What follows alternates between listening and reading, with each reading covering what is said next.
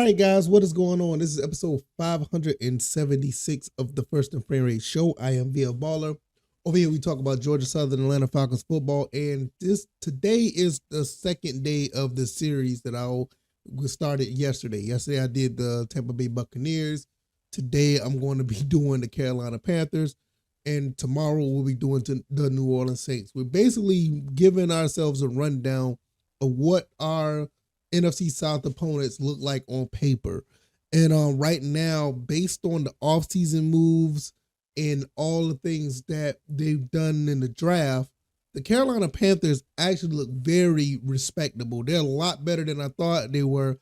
And I kind of blame myself because I don't really go in depth into the other teams until like the week before we play them. I wanted to take a different approach and actually look at them now so we'll know what we're looking at throughout their entire, training camp and, preseason or whatever the case may be. And like I said, I think this team looks very, very respectable. I'm actually impressed. I should have known better because their defense was actually pretty good last year. If this is your first time here, welcome. I could be found on the YouTube and Rumble. I am also on Anchor, Stitcher, Spotify, Apple, Google Podcasts. I want to thank you guys for the support. You guys have been amazing. You really have. We're getting close to 1,400 subs, and you guys have just been watching and listening to the show. The numbers are up, and it all thanks to you guys. I want to keep this ball rolling. So if you want to continue to support, like I said, the podcast avenue or the YouTube or Rumble. I also have a website called firstandframerates.com, and you can follow me on Twitter at VFBaller. Over there on Twitter, I usually put stuff out there that don't really make it to the show that really pretty much cross my mind or whatever the case may be. So give me a follow. We interact over there, and it'll be all good. All right, let's go ahead and get into this. We all know who the Panthers drafted number 1 overall. They end up getting Bryce Young. And the first thing I thought was like, okay, they got Bryce Young. They got a pretty decent defense. Their offense is so-so. I think the offense is a lot more respectable than I gave it credit for. And I want to apologize for that because even though I still feel that the Falcons are the best team in the NFC South, these guys, the Carolina Panthers, are trying to make a statement. They did pretty good last season. They almost won the division, actually with leaning on defense. They had a really good defense, and that defense, for the most part, is still around.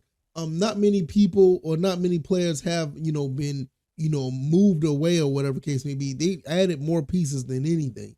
So I don't know of anyone that has been, removed from that defense. I'm looking here on the signing since January 2nd. I don't see any defensive guys that have moved. So basically the same defense is coming back. As far as actual signings, they did a pretty good job of signing people. They got Miles Sanders at running back. They already had Chuba Hubbard, which is actually a pretty good look. They lost Donta Foreman, which he was a really good running back for them. They signed safety Von Bell. They got a couple of defensive tackles in Shy Tuttle and Deshaun Williams. They actually, on offense, when you look at this, they actually signed a tight end, Hayden Hurst, a former Falcon. And they also signed another former Falcon, which is Damian Byrd. So they got some talent over there. Now, I didn't even talk about the other receivers they got because they ended up getting DJ Chark, which was a guy that we thought we were going to get in Atlanta. And they ended up getting Adam Thielen, which I'm not necessarily scared of Adam Thielen at this point. But if they can get something going, you're going to see some flashes of him.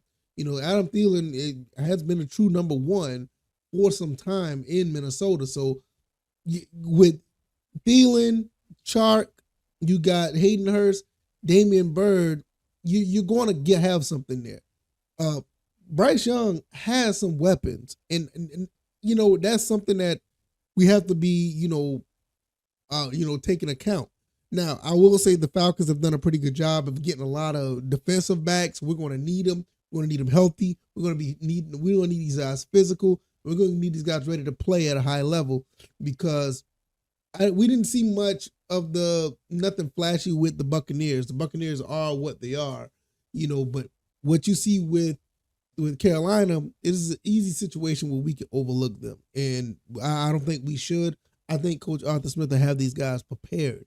Now, speaking of more wide receiver help, Bryce Young does have a target that came from Ole Miss, Jonathan Mingo, wide receiver out of Ole Miss, 6'2", 220. So you got another physical receiver on top of Shark and Adam Thielen. You got 3 big receivers. So I see now you start to see why Terry Fontenot, Arthur Blank has been, loading up on cornerbacks because of this type of offense.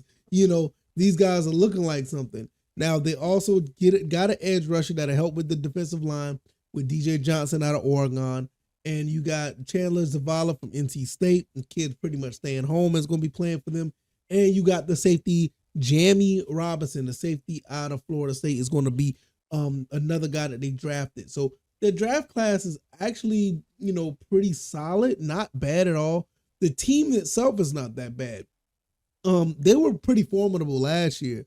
We played them very well in both games. Pretty much the Falcons game of the year when we had that overtime game. That was a crazy game. And the other game where, Marcus Mariota threw off of his back trying to complete a pass, which we end up still losing that game by very little. So we can hang with these guys. So we got, a ways, we got the team to hang with them even from last year, and we've gotten better this year. When you look at the rest of the Carolina Panthers depth chart, nothing, like I said, really sticks out on the defensive side. Everybody's pretty much coming back. You got Brian Burns, you got Shaq Thompson, you got J.C. Horn, Xavier Woods, Von Bell. Like I said, he was signed. You have the other cornerback, Dante Jackson. You don't have much here to actually say like, oh, there's any new faces per se. But as far as the offense goes, they've done a pretty good job of getting this offense, a lot more help. With the whole situation with DJ Moore, I think it's DJ Moore, I can't remember his name. The guy who got traded to Chicago, you really didn't think they had anybody to throw the ball to, but they turned right back around. And like I said, they got all these other receivers. They still has LaVisca Chenault Jr. They have him as well. So they got some weapons. They have some weapons. And if Bryce Young doesn't pan out, which I highly doubt that'll happen, he's going to be all right. You got the backup with Andy Dalton. So Andy Dalton, Jacob Eason was also signed. I don't think Jacob Eason, the former Georgia Bulldog, I'm not sure that he would be on the team. He's the 4th stringer. Matt Corral is there, and he's pretty formidable. So you pretty much got a whole, synopsis of what this team looks like. They look pretty good. I can't lie. I was in a situation where I thought that we were going to just run away with this division, and we still may have. I still think we're an extremely talented team. We turn around from what we had last year, but I'm looking at this team here, and I see, okay, all right, they got something here. Now you also have a situation where Zavala, the guy the Chandler Zavala, the guard that they drafted, possibly could take one of those guard spots, possibly the right guard spot. Depends on how well he performs. Edge rusher wise, you got DJ Johnson. I don't see him much, doing anything to take a spot because it's 3-4. So they probably have him standing up, probably be behind Brian Burns. I don't know how that'll play out, but I don't expect too many of these rookies actually coming out to play outside of Bryce Young and Jonathan Mingo.